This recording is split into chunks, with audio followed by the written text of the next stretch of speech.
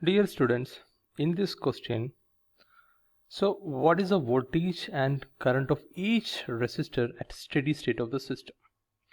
Here you can see that a voltage source, a resistor elements connected in the series and parallel combination, and across resistor 1 there is a capacitor of 3 microfarad and there is an inductor of 10 microhenry. So these are the circuit elements. So here we need to find at steady state what is the voltage and current. At steady state the current through the capacitor is 0. At steady state the current through the capacitor is 0. Why? Because just imagine that this is a voltage source and capacitor, voltage and resistor and a capacitor. So when you connect a voltage source across a capacitor, the capacitor is slowly start to build up the voltage. Slowly increase, exponentially the voltage will increase. At one point the voltage across the capacitor become V. So when voltage across the capacitor become V, the current is nothing but the potential difference, that is V minus Vc divided by R. Since V equal to Vc, this difference is 0. So I becomes 0. So remember, at steady state the current through the capacitor in this given question is 0. Similarly, here we can see an inductor. So what would be the voltage across the inductor? Just see here another example. This is a voltage source, a resistor and an inductor.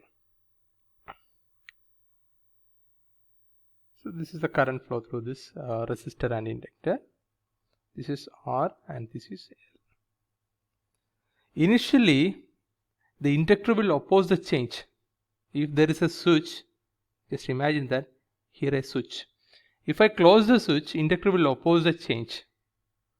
And the voltage across the inductor slowly decline just in an exponential fraction. At one point the voltage becomes 0. So what is the meaning of voltage across the inductor? So voltage across inductor is 0. The meaning is that inductor acts as a short circuit. So here at steady state the circuit would be like this, open circuit. Here in steady state the circuit look like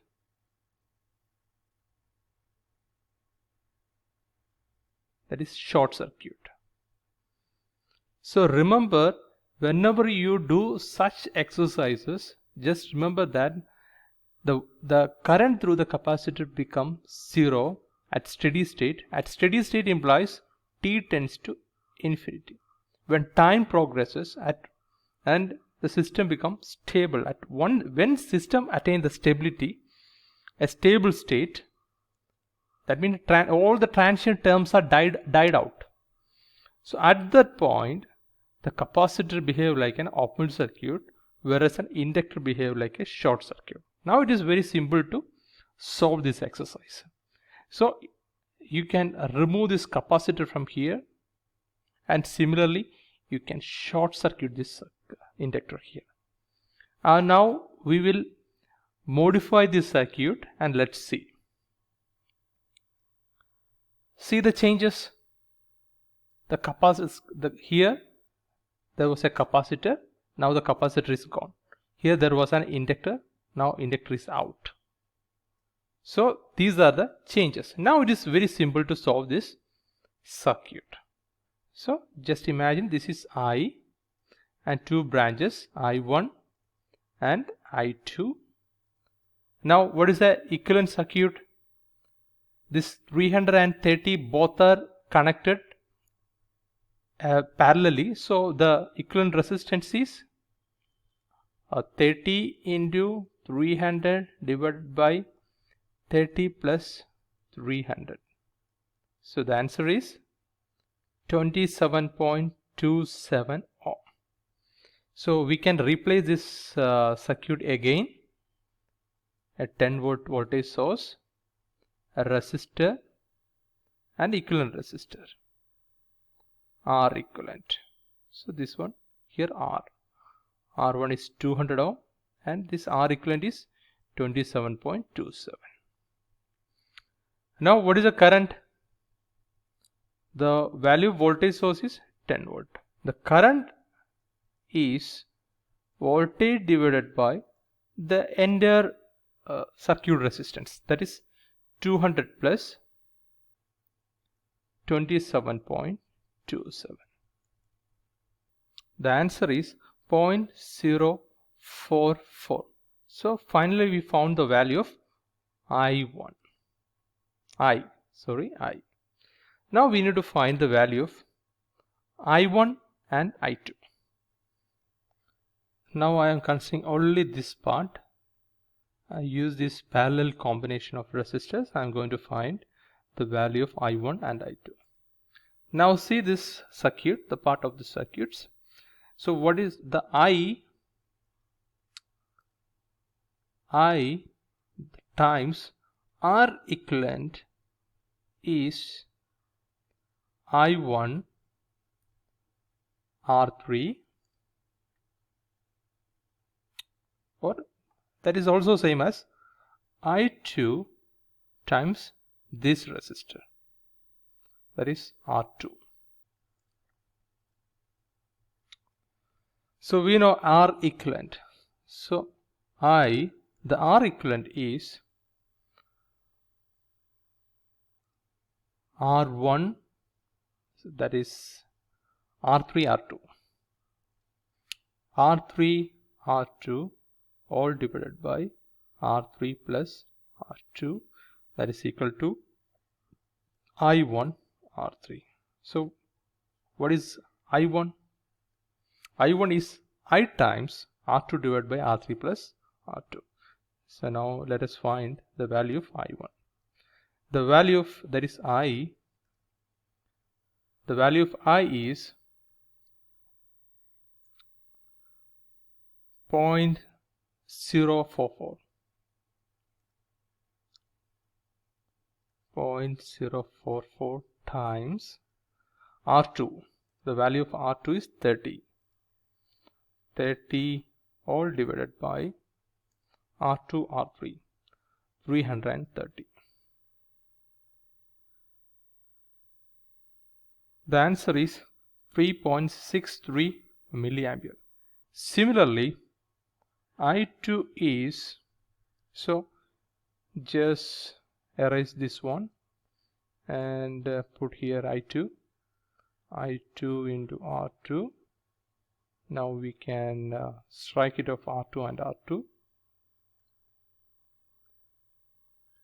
This remain R3. I2 is 0.044 times R3. R3 is 300 all divided by 330. The answer is 40 milliampere.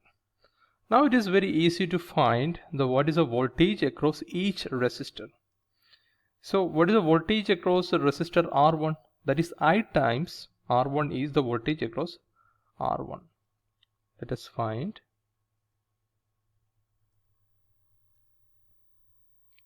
So voltage across R1 is I times the resistance R1. So the value of I is 0.044 times the value of R1 is 200. So voltage across resistance 1 is 8.8 volt. Similarly, the voltage across resistance 2 and voltage across resistance 3, both are same because both are parallelly connected. So the answer is I2 R2. So what is the value of I2? I2 is 3.63 milliampere. So 3.63 milliampere, that times R2. The value of R2 is this one, I1 R1. So I1 is 3.63 and the value of R1 is 300. So this times 300. The answer is 1.089 volt. Now let us confirm this. See, this is 8.8 and this is 1.089. Just add VR1 plus VR2. If you add VR1 and VR2, it should be 10 volt.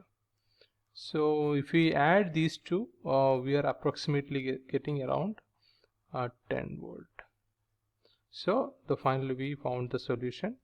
What is the voltage across resistance 1, resistance 2. The voltage across resistance 1 and resistance 2 are same, and similarly we found the answer of the current through resistance 1, resistance 2, and